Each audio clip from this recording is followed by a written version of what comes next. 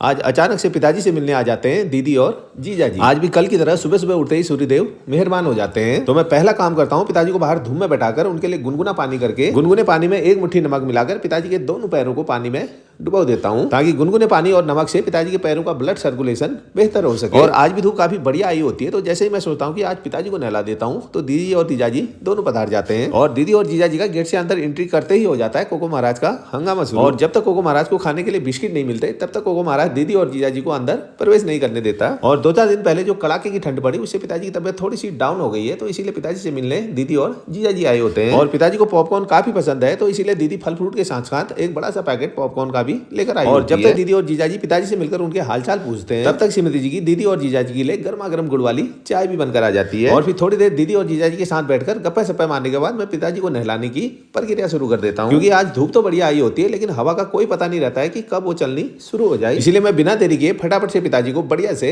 नहला देता हूँ। और फिर पिताजी को फटाफट से नहलाने के बाद धूप में बैठाकर गुनगुने सरसों के तेल से पिताजी के पूरे शरीर की बढ़िया से मालिश कर देता हूँ। और फिर मालिश करने के बाद बिना देरी के फटाफट से पिताजी को कपड़े भी पहना देता हूँ। वैसे तो माँ बाप के अपने बच्चों पर इतने उपकार होते हैं कि उनके कर्जों को कभी उतारा नहीं जा सकता, लेकिन मैं अपनी ओर से पूरी कोशिश करता हूँ कि पिताजी की सेवा में मेरी ओर से कोई कमी न रहे। माँ बाप हजारों लाखों कष्ट सहन करके अपना भूखा प्यासा रहकर बच्चों को पढ़ा लिखाकर बड़ा करके काबिल बनाते हैं। अगर बुढ़ापे में माँ बाप के लिए हमें भी थोड़ा बहुत कष्ट सहन करना पड़े तो कोई बड़ी बात नहीं है। और थोड़ी देर बैठने के बाद दीदी और जीजाजी भी अपने घर की ओर प्रस्थान कर जाते हैं। तो श्रीमती जी फटाफट से पिताजी के लिए गर्मा गर्म मूंग के दाल की खिचड़ी बनाकर तैयार कर देती है। और फिर पिताजी को प्रेम से नहलाने धुलाने और मालिश करके भोजन कराने के बाद मेरे पेट में भी चूहे कूदने लग जाते हैं, तो मैं भी फटाफट से भोजन कर लेता हूँ। कुल मिलाकर पिताजी जब प्रेम से खा भी लेते हैं तो मन को बड़ी शांति मिलती है।